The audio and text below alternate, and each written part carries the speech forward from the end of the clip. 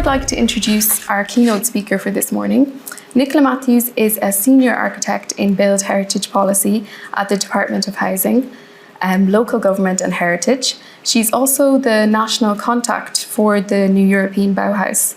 So in her role, she provides technical advice and input on build heritage and has been involved in the development of national and European architectural policy, heritage-led regeneration and conservation research. So I'll pass you over now to Nicola.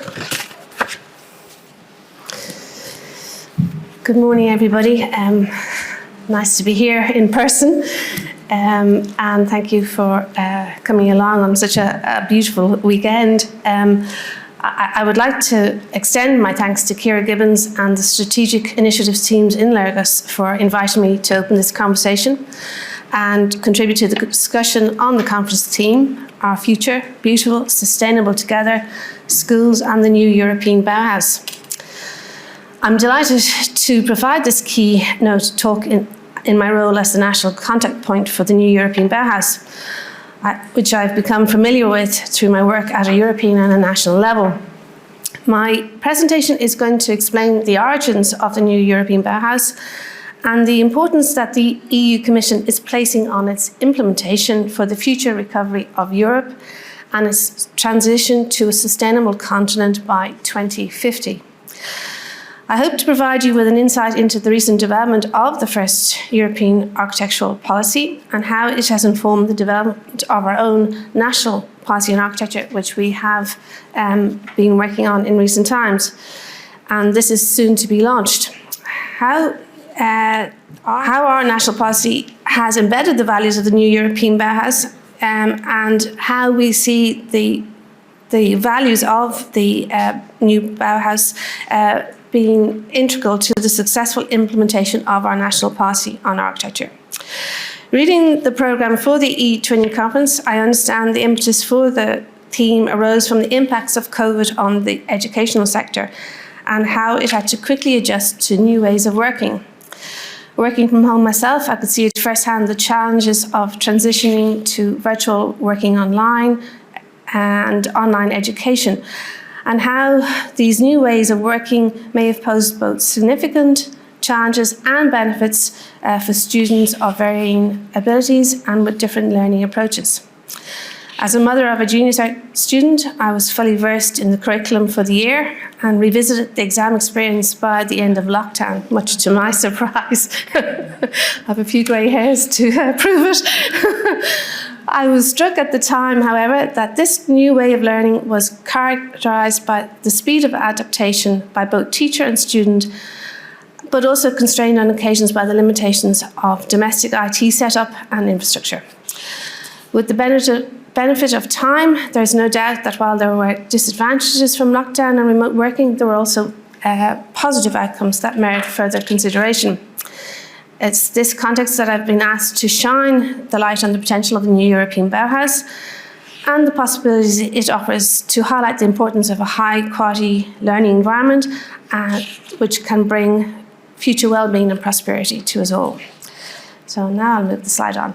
So Ursula von der Leyen's vision of the new European Bauhaus, I suppose it's one that we're very excited about, and the Department of Housing, Local Government and Heritage is supportive of the new European Bauhaus initiative and its core principles of collaboration and inclusion. Its focus on sustainability and new governance approaches to communicating climate change action and providing momentum to building a beautiful living environment. We are at the start of this exciting journey. The new European Bauhaus is regarded as a positive disruptor and as an opportunity for activating the European Green Deal, which is the multi-billion EU Recovery and Resilience Plan. This is a plan with the potential to significantly respond to societal challenges of climate change now present and to assist Europe as it emerges from pandemic aftermath. The new European Bauhaus is a creative and interdisciplinary initiative that connects the European Green Deal to our way of life, our culture, our living spaces, and our experiences.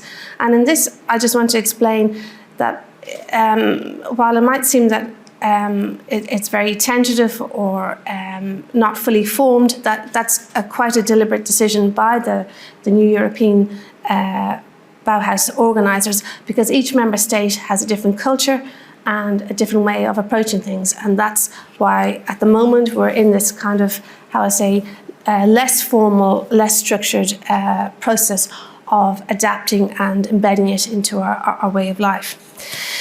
It is evident that the world is currently in a period of significant and disruptive transformation, which also provides the possibility for systematic or cultural change, necessary to respond to halt the impacts of climate change, etc.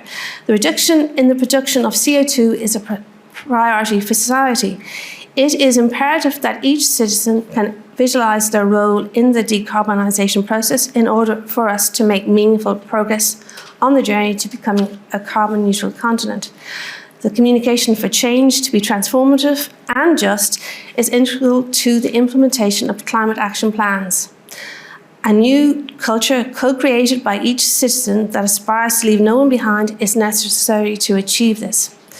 Ireland has much to do in terms of reducing our dependency on fossil fuels in all aspects of our lives, and focus on the development on renewable energy, sustainable means of construction and transport has become ever more pressing with recent events in Europe. However, by getting started, other benefits become apparent, such as social cohesion and well-being, a reduction in childhood obesity, environmental improvements in air quality, improved biodiversity, and use of finite resources in a wise way. Such transformative change will not only make a difference to climate change, but also improve quality of life to the benefit of all, and ultimately the planet. The new European Bauhaus initiative calls on all of us to imagine and build together a sustainable and inclusive future that is beautiful for everyone.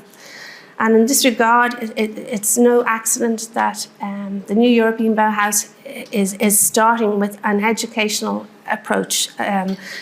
This network of etwinning we would consider as being a very important partner in all of this. So what is the new European Bauhaus? As I say, it's an interdisciplinary initiative. It's a meeting space to design future ways of living, situated at the crossroads between art, culture, social inclusion, science and technology. So it's bringing all of these disciplines together in a way that we've never managed to before. It calls for a collective effort to imagine and build a future that's sustainable, inclusive and beautiful.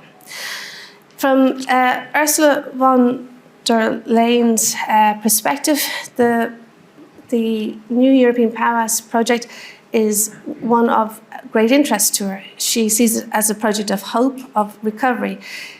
She has described it as the one thing that actually gives her momentum in all the work that she does at a European level. It's what she believes the world needs now. It's to shape a sustainable vision for tomorrow. And the energy of engaging with all who want to contribute, different backgrounds, artists, architects, working together, the ambition is to bring the Green Deal to life.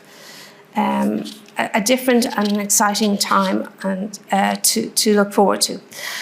And one of our key statements is, if the European Green Deal has a soul, then it's the new European Bauhaus, which has led to an explosion of creativity across our union.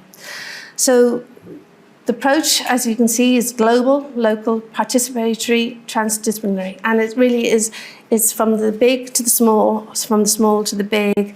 It's working together.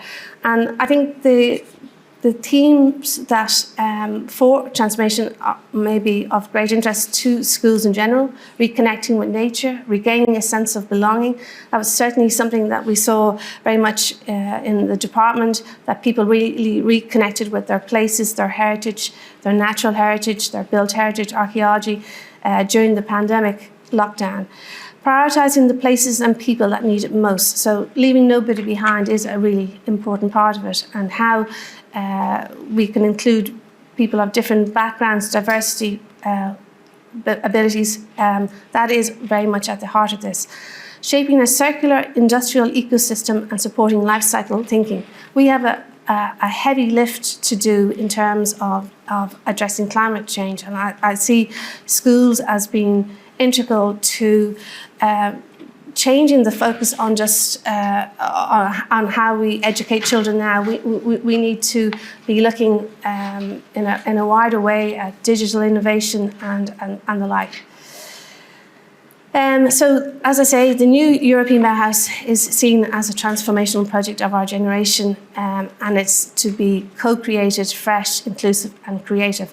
And that's very much the way it is being framed at the moment. And as I say, we have just met as national contact points very recently, and we are starting this process of working together.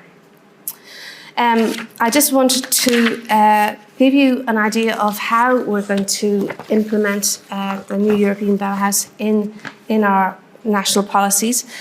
So the national policy sits, we see the new European Bauhaus very much embedded in our national policy, and that sits within a broad national environmental policy context.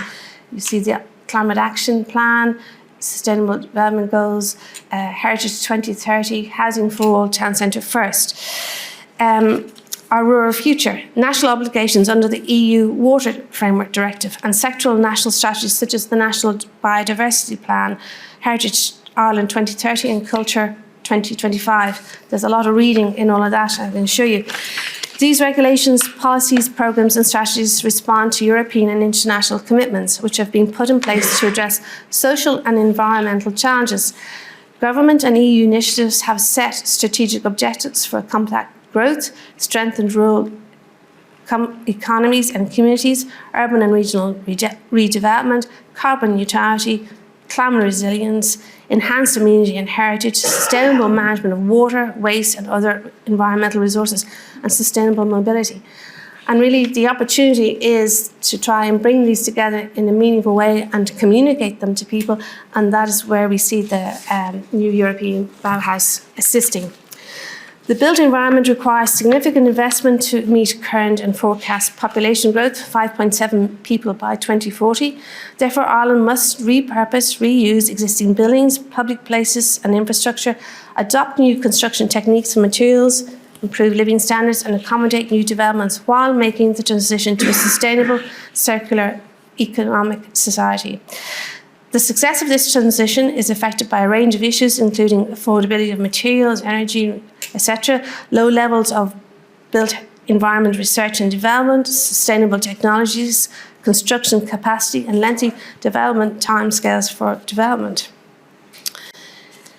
The response is an amount of new policy, as I have set out, and this is overpinned by the Project Ireland 2040, the Climate Action Plan and Housing for All. And it's the combined national response to the types of systemic issues that we are facing. So I suppose some of the things that are happening is, as part of our working through the national policy, we have been looking at procurement policy for public works projects, which might be of interest to schools. The aim being to leverage high-skilled inputs for quality outcomes while controlling costs and schedules. This is great relevance to future projects. National policy context proposes ambitious multi-sectoral actions relating to sustainable use of the environment and all its natural and cultural resources. These actions include area-based local initiatives specific to the built environment, creativity and innovative thinking to bring about carbon-neutral circular economy, and research, innovation, data collection and tools to evaluate and improve the environmental performance of materials and buildings. So this National Policy on Architecture has a huge research piece in it, an educational piece in it, and I suppose when it's launched, hopefully very soon, it will give opportunity to explore avenues under the educational piece. The climate change sectoral adaptation plans created under the National Adaptation Framework for many areas include the built and archaeological heritage, health, biodiversity, flood risk management, transport infrastructure, and water infrastructure are also relevant.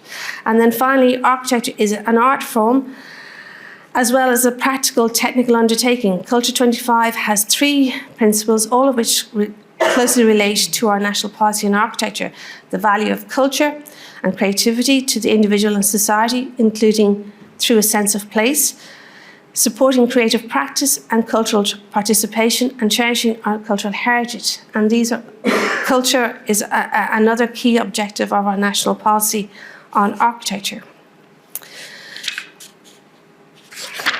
So, this is our ambition for our national policy on architecture: the achievement of quality in all aspects of designing, developing, managing, and safeguarding built and natural environment resources. And these images have been selected from recent RIAI architectural awards, and they communicate, very many different situations, but you can see the benefit of high quality design and a culture of architecture leaving a legacy for future generations, building well, building in the right locations, building so that places built anew heritage are accessible for people for their well-being and benefit.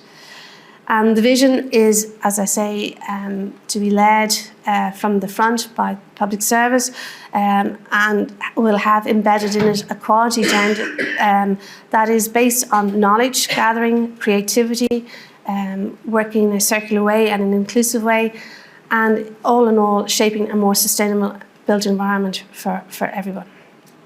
These are the main objects of our national policy on architecture, and they speak to all future development in this regard. Sustainability has to be at the core. Quality has to be achieved in terms of spending our money wisely, respect our past, shape our future. So these are our objectives, and then the other 2 are leadership and culture. And I suppose working at a European level and comparing our position to other European states, I realise we have some French-speaking people behind you.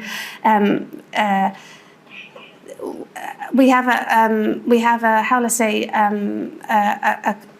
a culture of architecture, but it's not fully rounded or formed. And I think if we compared it to how France deals with its sense of or the place of the culture of architecture in society, it's something that we really very much need to work towards. And the image there, I'm sorry, it's not so great, but we'll be able to share the slides subsequently, shows how when you add architecture in at different levels that we have very different outcomes and benefits from it.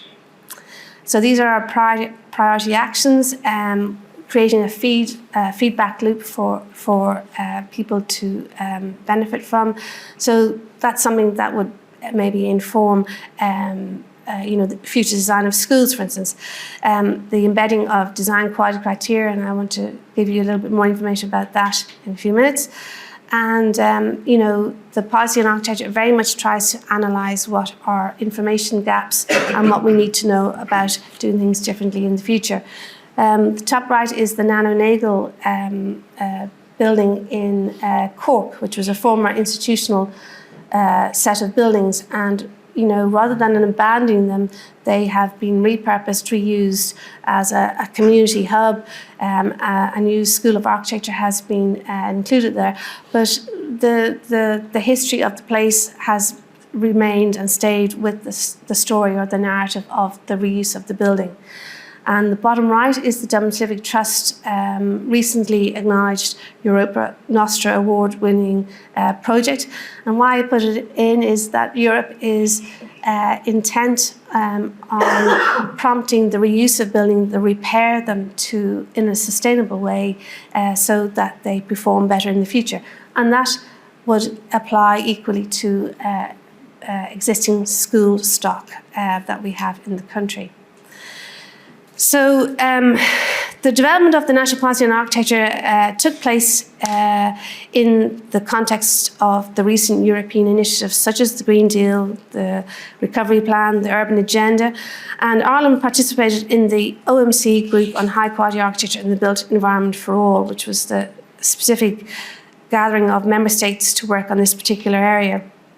And the outcome of that was a best practice first architectural policy provided, and embedded in that was the ambition of the Davos Declaration and the concepts of high quality criteria. The development of the national policy on architecture responds to this European context, as well as the broad national environmental policy context, which I discussed earlier, all of which highlight climate change as the key issue to be addressed. Okay.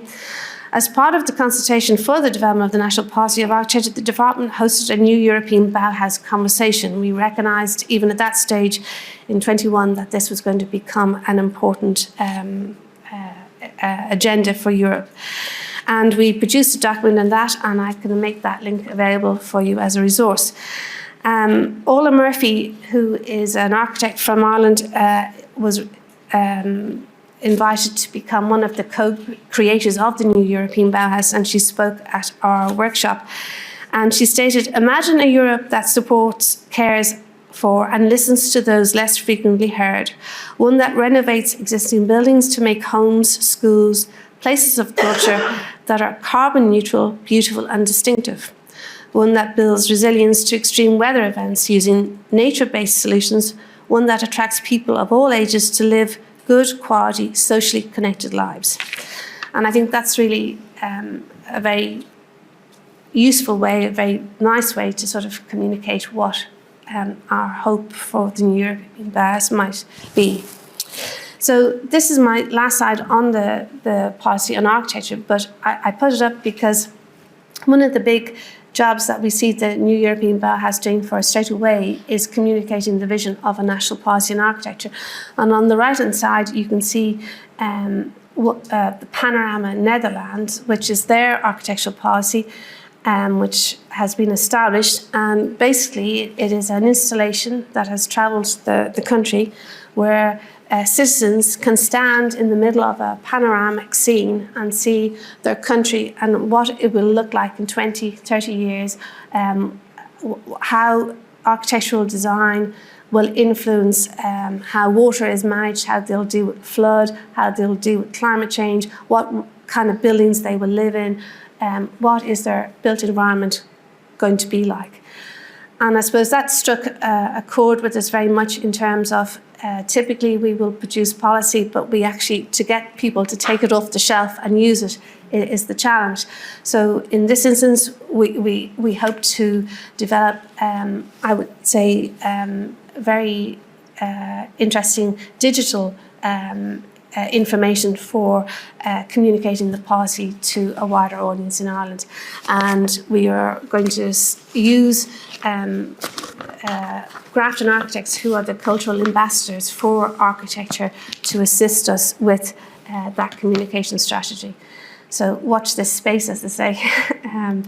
So the European policy in architecture, I just need to sort of give you a little bit about that. It was undertaken as part of the Cohesion and Wellbeing plan of the Council during 2019 and 22, and I was very fortunate to be part of that working group. And it comprised of 39 experts nominated from 23 member states, and including Switzerland and Norway, who closely collaborated with the aim of addressing current challenges and long-term strategies for our living environment. In the process, coordinated by the European Commission, the experts exchanged knowledge, analysed case studies and synergies with existing initiatives, policies, and developed recommendations on the many ways high-quality architecture can help to inform and improve development and further develop the spaces and places of Europe for the benefit of everyone. And I just want to show you this slide because this is the funding and the policy context and the research context of Europe. And I suppose the architectural policy that was written communicates with all of this. So there's a point in time has arrived, I suppose, at a European level where architectural policy is embedded in all funding, in all policies, which is a very exciting perspective from my point of view. And as I say, the document that was produced towards a shared culture of architecture, investing in a high quality living environment for everyone, is a valuable resource for clients, civil servants and other relevant stakeholders. And within it, there is significant contribution to education as a central theme for delivering high quality built environment. So as I say, at a European level, the imperative of climate change is the focus of EU initiatives, stimulus packages and research programmes, most importantly, the European Green Deal. And this is why the new European Bauhaus has been linked so closely to it. Many practical steps are underway to put these aims into practice, such as publishing the Circular Economy Action Plan, adopting the International Construction Measurement Standard, and implementing the EU-level initiative. The UN Sustainable Development Goals are the blueprint to achieve a better and more sustainable future for all by addressing the global challenges of poverty, inequality, climate change, environmental degradation, peace and justice. The approach to research, territorial and social funding at a European scale in the framework programs such as Horizon Europe, European Structural and Investment Funds, and the European Territorial Cooperation Programme, URBACT, an instrument of cohesion policy, is inclusive, cooperative and strategic in supporting of political priorities. So why I'm telling you about all of that is that you will see as time rolls on that there will be a new European Bauhaus element in all of that funding, in research, in the urban regeneration. It is coming through the regional assemblies in Ireland, and it will have to be reported back on. So why is this? I mean, Europe, I suppose, has been taking this journey for some time. And in this slide, you can sort of see here we're back at 1988 at the start, and we're at the end here now, 2020, with the production of the new European Bauhaus. And there's been a series of things that have been put in place building up to the establishment of a first European architectural policy. And the reason why is that Europe is conscious that they need to be more aware of how their funding projects and what sustainable outcomes that they are achieving. High quality architecture and built environment for all is therefore an emerging environmental, economic and cultural priority at a European level. This priority is currently centred on the new European Bauhaus, the cultural and creative heart of the Green Deal, which was launched in January 2021. So what I'm trying to say to you is that this is not a passing phase, this is core to how Europe wants the next decades to go. The new European Bauhaus was built itself on the concept of Baukultur, which translates as building culture, and embraces the concept of building well. The Conference of EU Ministers of Culture signed the Davos Declaration towards a high-quality Baukultur for Europe in 2018. This is a shared vision to deliver quality in the built environment, which is conceived as a common good with collective responsibility. The European Commission will use the new European Bauhaus to promote the Davos Baukultur quality system, which is a set of quality criteria developed from the Davos Declaration to underpin high-quality, holistic built environment decision-making. And this is the report towards a shared culture of architecture. This is a case study that we put in from Ireland. We had two in the final report. And this one was selected because the case studies, we looked at, I think, 78 case studies from across Europe. And the point of the case studies was that they displayed these criteria, which were governance, functionality, environment, economy, diversity, context, sense of place, and beauty. So case studies had a number of these criteria within them, were seen as being best practice and were able to explain what define high quality for you. And this is a template for evaluating a built environment. So for instance, as teachers, you could actually take this template and work it through your own situation, your own context, what areas of your school or your environment maybe are less satisfactory than others. And then that might give you an idea of how you might maybe plan a school project or a college project or whatever. But the quality is not great, but as I say, I'll share the images and you'll be able to see them proper. But it's a very accessible tool to actually consider this concept. So this is the first time all these national architectural policies at a European level have been brought together. And as I say, the 8 quality criteria are the basis on which future funding and project work will take place.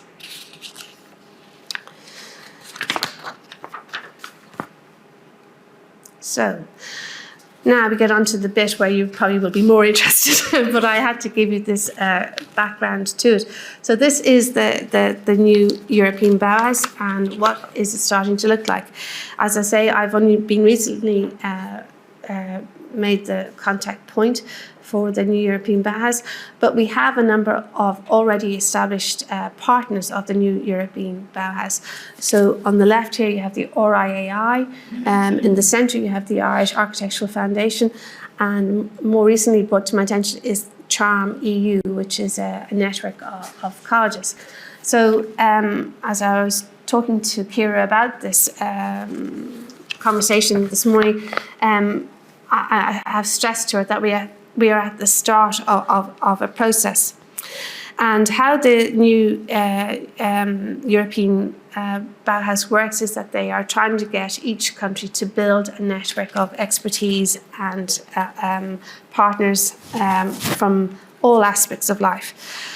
So as I was saying, as the OMC expert group was working on the architectural policy, the European Commission launched this new European Bauhaus, which its purpose was to transform the European Green Deal into a new cultural project.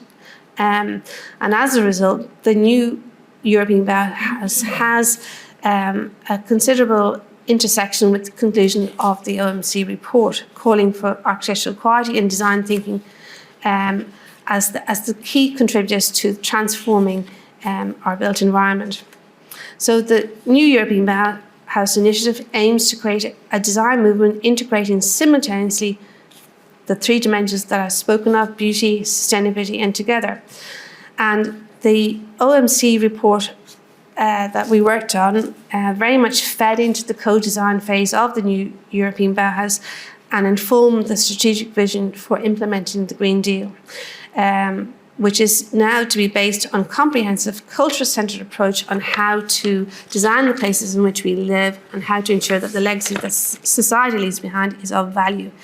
And most recently, the European Commission's Council's conclusions on the new European Bauhaus initiative in November 21 is the formal communication to member states to undertake a broad range of actions, which are to include enhanced policy coherence for high-quality architecture and built environment through appropriate coordination, and to embed a quality-based and holistic approach into all policies and activities that have an impact on the built and living environment.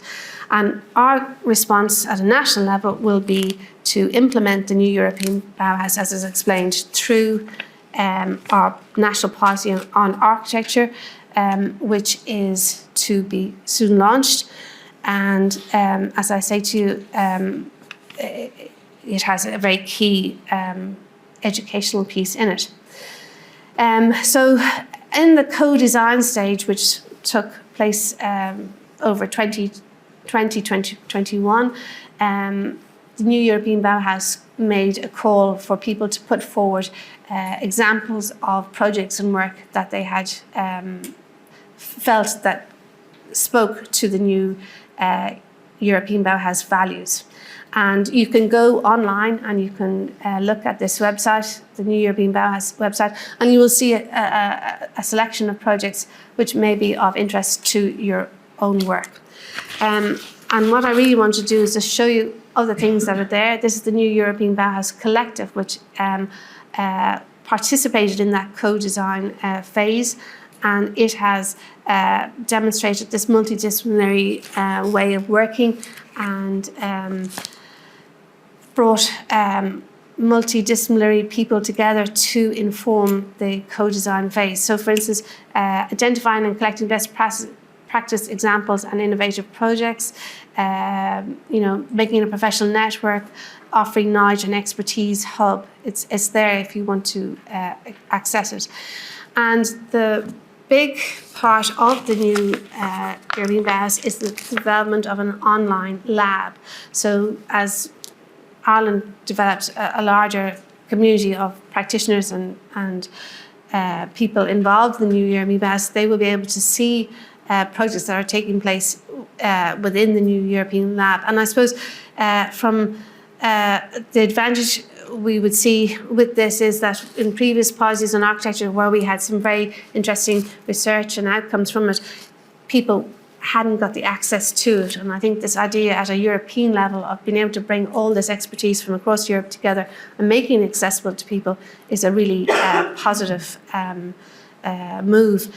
And the other piece that is really central to the new European Bauhaus is this idea of a festival and a prize. So they've recently had a call for projects that can be entered for a prize, and I'm very happy to say that Ireland has put in some submissions to that this year, which is great. And then there's a festival to look forward to in June, which will be, I suppose, the highlight of the new European Bauhaus so far. It'll be a physical festival in Brussels, and people will be invited to join it online and in a physical way. So there's a lot of work happening. There's things like the Horizon Europe New European Bauhaus report, which shows how the new European Bauhaus informs research. And that's a document that you can look at and read. This is the prize that has just closed now, but I understand there's about 100 applications or submissions to it from a wide and varied background. So it's something that you maybe could follow up on. And the idea of the rising stars, the young creators, I mean, Europe is really focused on bringing young people into the frame about climate action and the development of a culture of transformation. So here's the festival, 9th to 12th of June, and I suppose in your different capacities, if you wanted to find out more about the new European Bauhaus and how it works and what are the possibilities of it, I would recommend to you that you maybe plan to spend a day online in some way or engage with this in some way. I think that it'll be quite an interesting event. There's a fair, there's a fest, and there's a forum. The fair will be people able to network and talk about projects. The festival is celebrating all cultural dimensions, artists, actors, music, whatever. So it could be a very provocative experience. This is an example of previous prize winners. I just wanted to give you an idea that this isn't just about architecture. This is about talking about the built environment and raising awareness and educating people about what an environment that gives well-being is about. It's also about retaining sense of place, belonging, and this is a project about rather than talking down to people, actually getting people to talk to designers about what is important. And then this is an alternative approach, which is greening spaces at roof level. This is about making, addressing climate change, water attenuation, greening, contributing to biodiversity. So it's a different approach. And then here's one that is about memory of a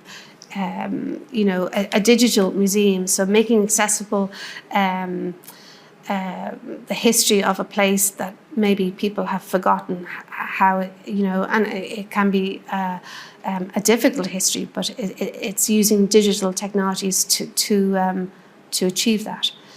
So I advised Ciara before we met today about the Transform Places of Learning, which is now in play, and you can continue to contribute projects, but you can also engage across the whole year in what is actually taking place in this space about transforming education.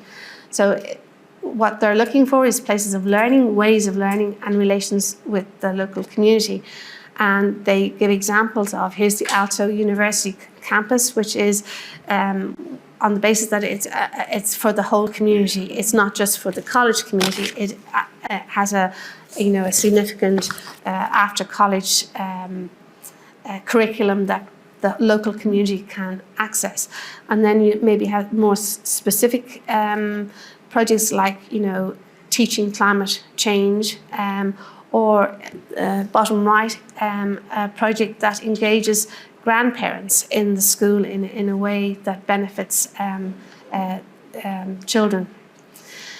So this is the collaborative platform that has been established for all of this, and this is where you can work and look and research what projects are available. It's all there, and as I say, you can add to it or you can just benefit from what has already been put there.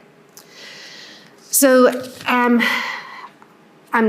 conscious now I've been talking to you for a while. Am I okay still? Yeah, okay, I won't be too much longer.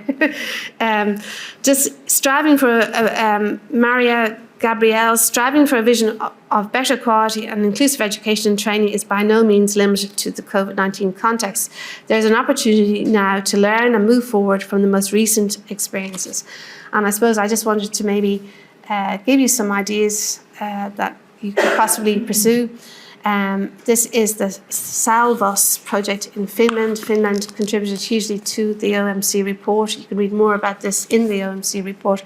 But basically, good spatial education helps us with developing social competence, most notably communication and cooperation skills, as well as consideration for and acceptance of diversity. And this is the Finnish way of teaching. It embeds 9, I just want to get it for you here now, basic education in the arts. They embed 9 art forms: architecture, visual arts, crafts, media arts, music, literary art, circus art, dance and theatre as part of their national school curriculum. Speaking to Paris, I was very fortunate to visit this Museum of the City, which was an extraordinary experience in that, as my understanding of it was response to rebuilding after the war. The French realised that they needed special skills and crafts to restore the buildings that had been damaged. And in the foreground there you can see the sculpture that survived from the recent tragic fire at Notre Dame. It's the sole surviving sculpture, but it informs the restoration of the roofscape of Notre Dame. And so that's a massive project. But another educational scale is from Latvia, where they are very much trying to resurrect traditional skills for the repair of buildings. And this is one of the real challenges that we have in Ireland, is that we need something like 25,000 craftspeople to implement the transformation of our existing building stock to bring it up to standard, to thermally enhance it, to make it climate carbon zero neutral. So the focus on digital and crafts and traditional skills at a European level is really important. And I suppose maybe there's greater awareness of needed at schools about this. But there's also, extraordinary explosion in terms of digital innovation arising out of COVID-19. And here is an example of augmented reality. So, my experience as an architect, or my training as an architect, was very much about drawing and being able to communicate how to build something. This is now done with no drawings. This is done in a 3D augmented reality way, and this is how, potentially we can address, sustainable construction in the future. And I suppose it's that connection with digital innovation is what's required. But also there's these kind of, this is another European project which communicates the layering and the cultural significance of a place, and builds up the three-dimensional form of a town and explains how it all comes together and why it's important. And some inspiration just to conclude with is, I was asked by Kira to sort of maybe think about schools. This is a school that was designed by parents, Japanese architects, for their own child in mind. And it blew me away when I saw it. But the idea of it as a circle, and the playground being at roof level, so that the children get so much exercise, because the motivation once they get on the roof is to run the full thing, so they keep running. And but also the idea of, they didn't knock the trees down, they actually included the trees in the actual experience of the school, so that children can engage with nature. And you can see on the roof level there, where the roof lights, the children are invited to look down into the classrooms to see what's going on. And then finally, the water fountain, which was placed in such a way that they grouped around it, like in traditional Japanese culture, of meeting at the well and talking about your problems and talking about what's going on in the day. So these are the kind of things that change our perspective on things. This is another school that I had the benefit of visiting in Slovenia. And I suppose what I'm pointing to is that it is built in a sustainable way to a very high installation value, but it also has organised itself in a very open plan, and benefits from sort of overhangs, shade, and for poor weather. Very much crafted, very tactile, universal in design in terms of handrails. But what really struck me was the open spaces and the opportunity for education and playing outside of the classroom, and this great space in the middle of the school, which is where is the meeting point, and everybody is circulating around it. So there are great ideas, I suppose, emerging. This is Belgium's current work plan for schools. It's where they're taking stock of the existing buildings, and they are making a project about thermally upgrading or enhancing the energy efficiency of their school stock and how they're going about it. And I recommend it to you as one to look at. I mean, the one on the far right is how they're going to produce schools more quickly. And this one, I suppose, is sort of the pop-out idea of a school of architecture, and it's for a wide range, age ranges from 7 and 19. And I suppose, I was kind of fearful of sort of coming along and sort of saying, okay, we need a museum of architecture for kids or whatever, or how do we do this within schools? But what Estonia does is that they actually organise visits to buildings, and they bring people to very different kinds of buildings, not just high-end museums, but also industrial and all that. And they talk about reusing buildings, and I suppose it's just a very exciting way of providing a different form of education and awareness of built environment. They also have developed ideas about what you might do in the classroom, and even these resilient houses, how you might consider a house. What does a house mean to different people? And kids can play with these boxes or kits. And what have we got to offer for you from our department? Well, we have developed some interesting materials for the classroom. I'm not sure if people are aware of them, but I suppose they cover this idea of culture, of architecture, not just stopping at monumental sites, but that it is a continuum that embraces all our building periods as one tradition of building. And we also have the National Inventory of Architectural Heritage, which on the right-hand side is a selection. You just put in schools, and a collection of school buildings will come up. And much to my amusement, you can't see it so well, but the top right there was the national school that I attended to. So that popped up as a memory. This is an exhibition that was produced by the OPW for Dubai, the Architecture of Creative Learning and Exhibition. And why I pointed out to you is that it sort of showcases a number of high quality design schools, and that might be of interest to you if you're thinking about school design. And this is the new European Bauhaus report that I mentioned to you from the RAI, and these are the links that they provided as prompts. This is the IAF, which is also another partner of the new European Bauhaus, and they operate an architects in school every year, so you can apply for that, and they will be addressing the new European Bauhaus in their teaching model. So this is where an architect comes to the school and works with the school and works through these. So this is something that you could apply for. And then this is the Charm EU as a network, which might be of interest to you.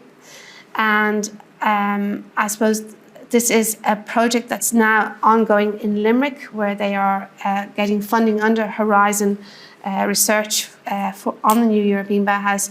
And they're very much focusing on energy efficiency, digital communications, laboratories that actually demonstrate how we can become more energy efficient, that sort of thing. So there's a lot going on, and I just wanted to show you this because I felt that maybe you'd feel we had done nothing yet. These are all things that are actually happening, and now the challenge is to bring them all together. This is the new Arts Council architectural policy, in which there will be opportunity to engage. And this is the Creative Ireland network, which has fantastic materials for communities, and they have a special interest in schools. And communicating climate crisis is sort of one of the things that they are keen to do, so that people, wake up to the fact that we need to be getting on with this. This is a project, and I suppose an example of that, of how art and culture can actually communicate a problem and engage people to come and solve it. This is an example from Callan, where vacant buildings in the town prompted a response from the local community. And this is a project where they gathered people who lived in the town to come in and tell the stories about their town. And then they turned it around and sort of had this event, which is every one of those people represent a story that was told. And you were invited to come back into the town to meet your story on the street. So it started to enrich people's idea about the town and wanting to move back in there, so that it became, it created a momentum of going forward and changing their perception about wanting to live there. So I suppose I'm going to finish there. Ciara, thank you for your patience with me, and I'm happy to take any questions that you'd like to ask me. Thank you.